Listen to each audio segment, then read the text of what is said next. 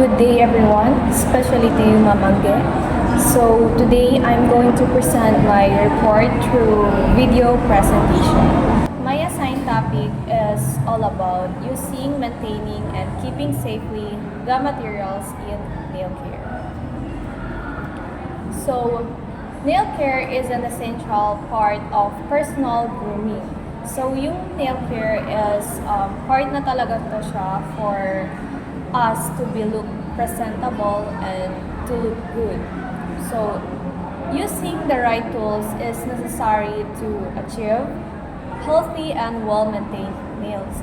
So, by using yung mga tools and materials for our nails, it helps to improve and helps our nails to keep healthy and well-maintained. So, the proper use or the proper maintenance and safe storage of nail care materials ensure their effectiveness and prevent infection and also extend their lifespan. Of course, if we have the tools and materials in nail care, so we need to take care of it so that it will extend their lifespan. So, pag inaalagaan natin yung mga tools and materials ng nail care, so, magagamit pa natin to ng matagal na panahon. So, we will proceed to the materials and the tools also, and I will discuss how we are going to maintain it and where do we need to store it. So, first, the nail cutter. So, usually, familiar naman tayo sa nail cutter, diba? So, yung nail cutter is, we use this to trim our nails. So, we use this to trim our nails to the desired length that we want. If we want shorter, then we just trim it, and if we want to pahabain yung nails natin, so we just trim a little bit. So, maintaining the nail cutter, so clean after use it by wiping with alcohol. So, why do we need to clean it? Because, of course, yung mga kuko natin is madumi siya. Hindi natin masabi na malinis kahit na nagbugas tayo ng kamay or what. Kasi, yung mga microorganisms is hindi natin nakikita through our bare eyes. So, kailangan talaga is, after using the nail cutter to our nails, kailangan wipe natin siya with alcohol. So, keep it in a dry and clean place, like sa mga case or ilagay natin siya sa isang copper bag kung saan ma-prevent natin yung pagiging pag-rust ng nail cutter. So, next is cuticle pusher. So, wait. So, cuticle pusher used to push back the cuticles for a clean nail appearance. So, yung cuticle pusher, ginagamit siya pang tanggal ng cuticles na nakasurround sa nails natin. So, after using it, we wash and sanitize it with alcohol, just like sa nail cutter kasi metal to siya. So, we need to clean after using it kasi para if gamitin natin siya is malinis. And then, store it in a sealed container to keep it clean.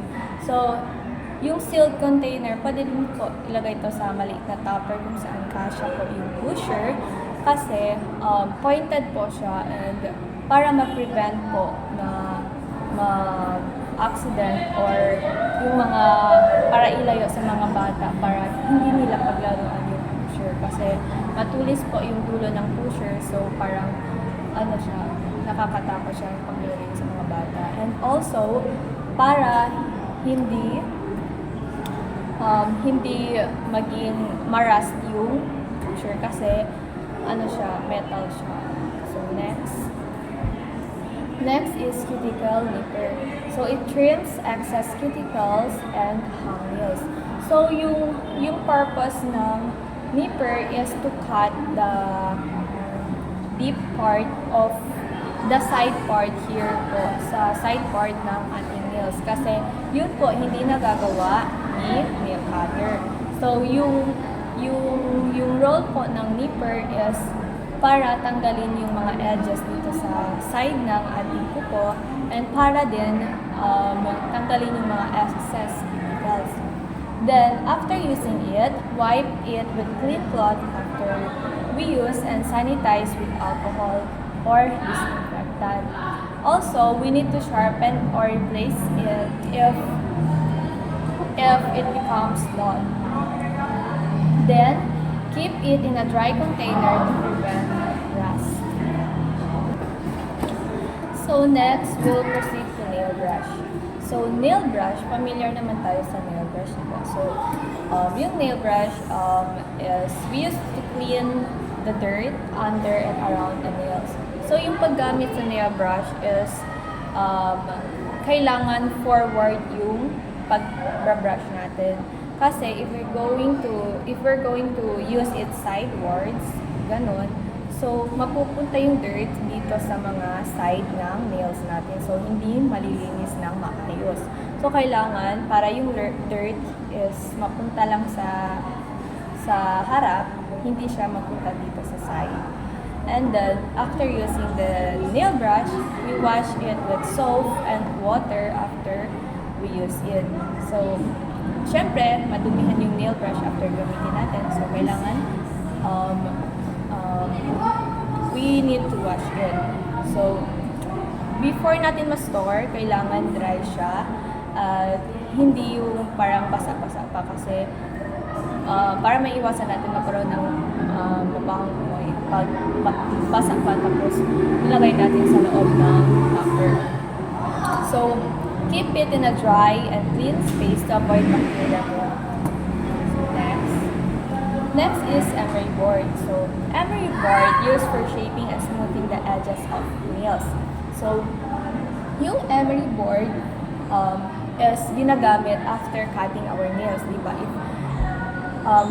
If na-trim na natin yung nails natin, so may mga sharpen pa din natitira pag matrim natin yung nails natin, and yun yung ginagamit, yung emery board gagamitin natin para ma-smooth and also ma-shape nito kung ano natin gustong shape ng nails natin. Pwede oval shape, round shape, or square shape.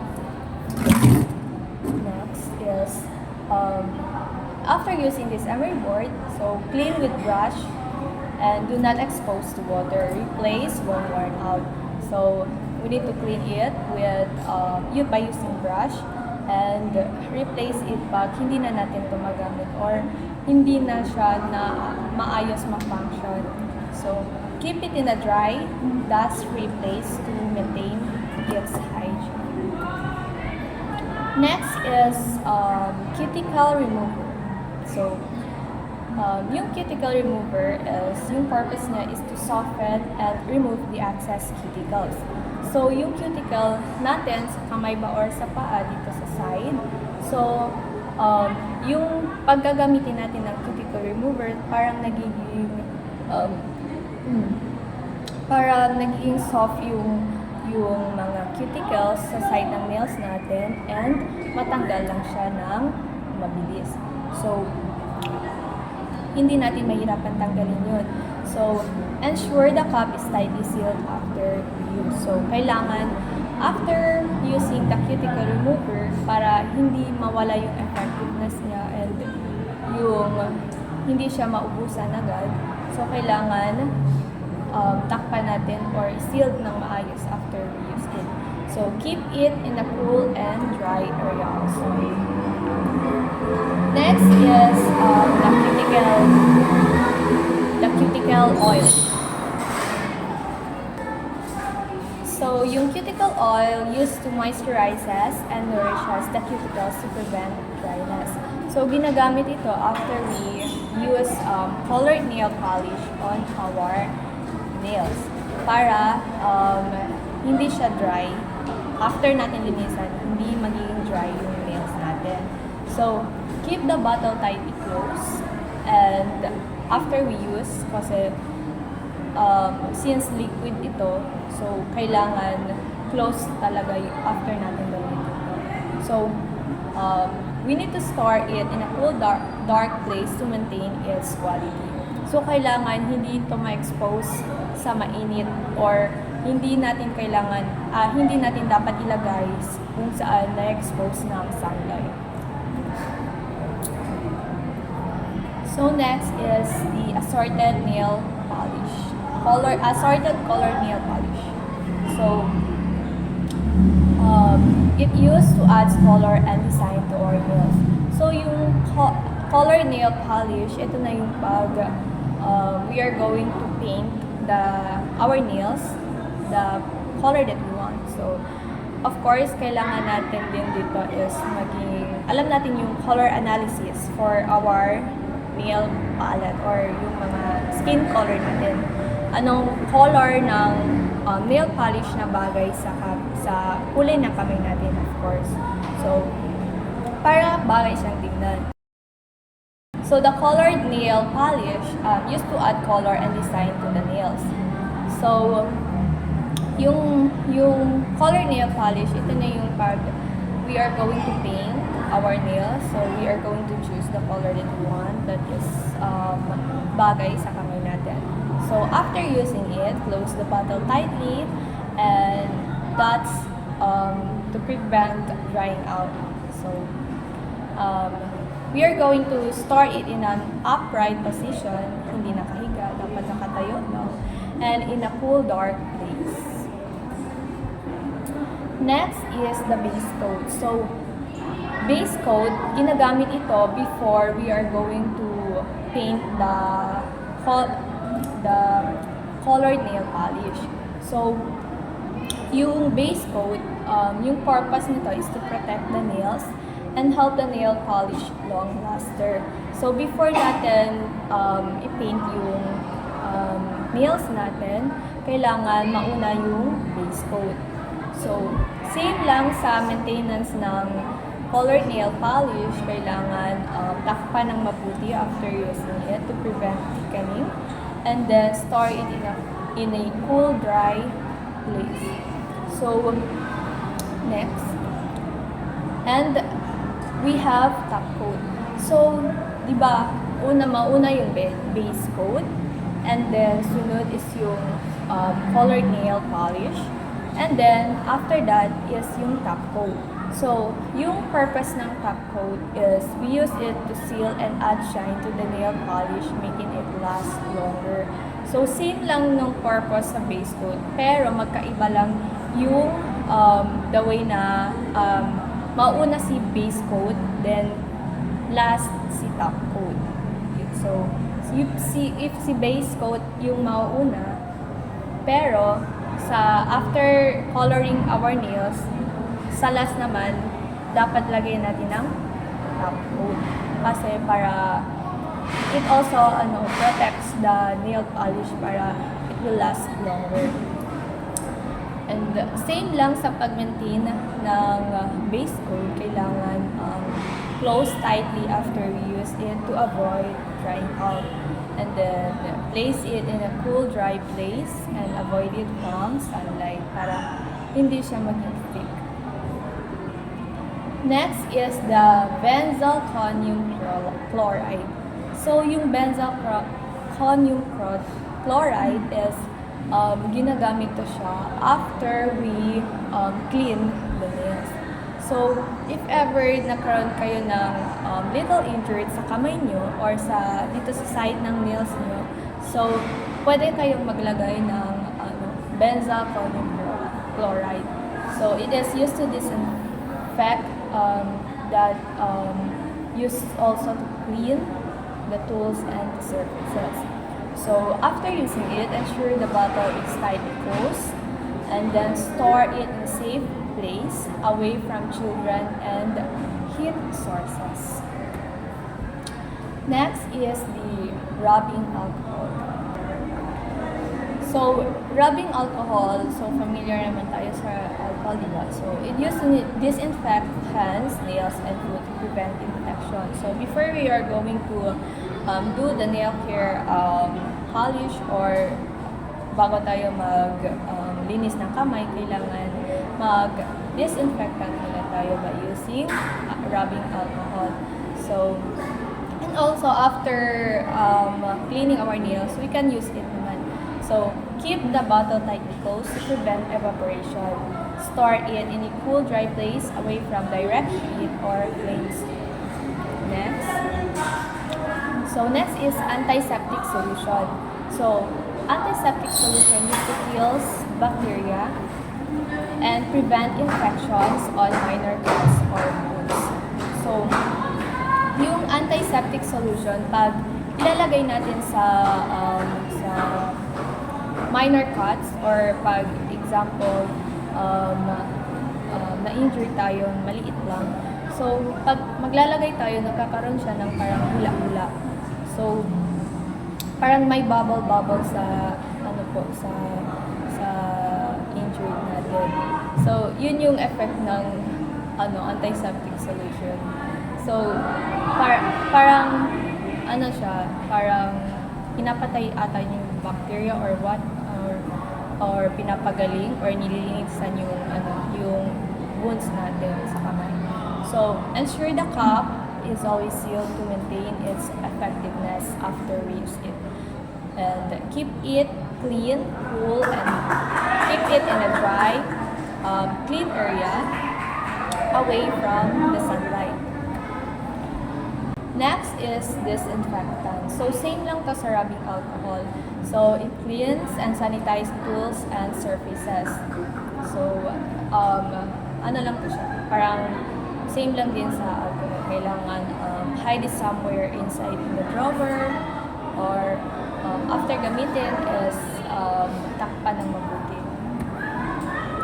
So, we also need the first aid kit. So, it contains essential items for treating minor cuts, burns, or injuries.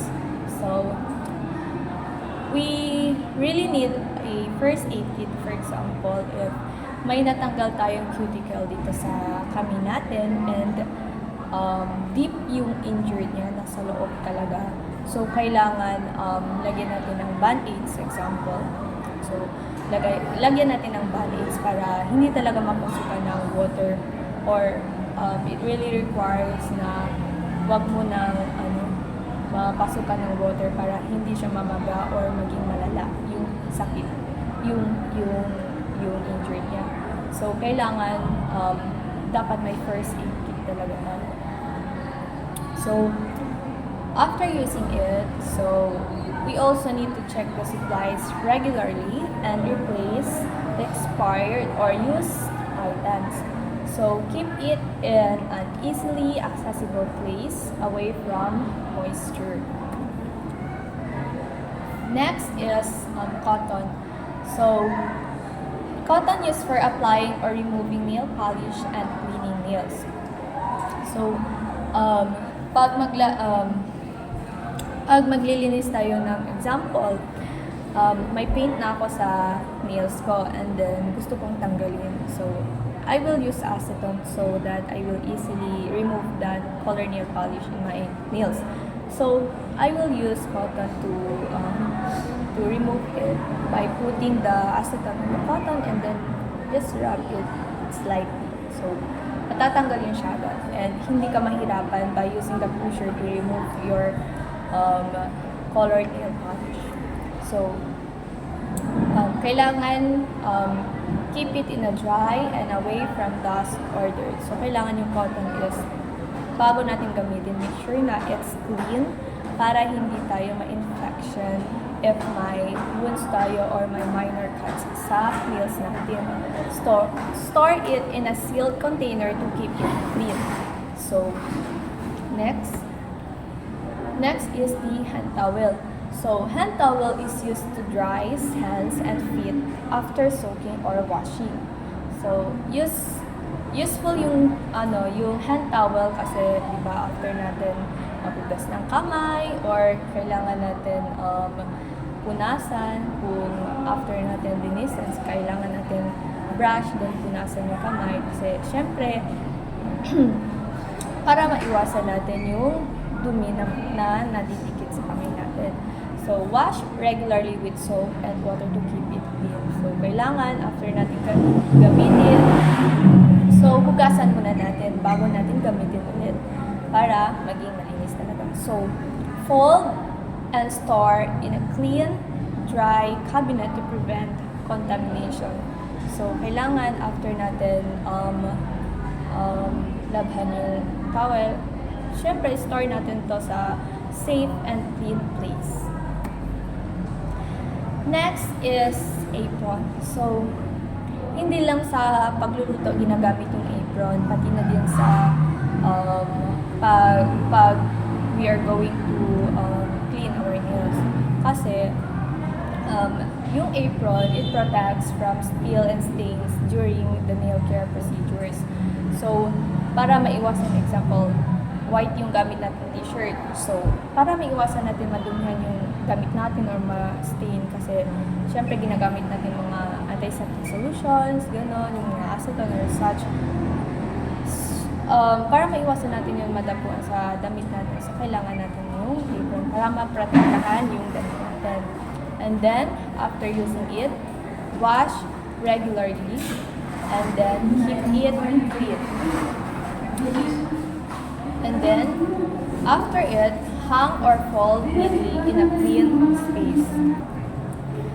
So, overall, general guidelines for keeping nail care materials safe. So, clean tool after every use to prevent bacteria buildup and infection. So, kailangan after natin gamitin yung mga tools and materials, kailangan siguraduhin natin na malinis ito. And then, sanitize and disinfect regularly. So, we always use alcohol or we usually use alcohol or disinfectant solution for the metal tools to keep it clean. And then, store it in a clean, dry place to avoid moisture and to prevent rust and mold growth. And then, avoid sharing personal tools. So, we need to avoid sharing personal tools, especially pag may injured yung isang friend natin, tas di natin dapat gamitin mga ginagamit niyang gamit para hindi tayo ma-infect. And then, replace worn out tools or damaged tools can be infected and unsafe. And last one, handle with care. Sharp tools like nail cutters and nippers should be used cautiously to avoid injuries. So that's all my report, and thank you.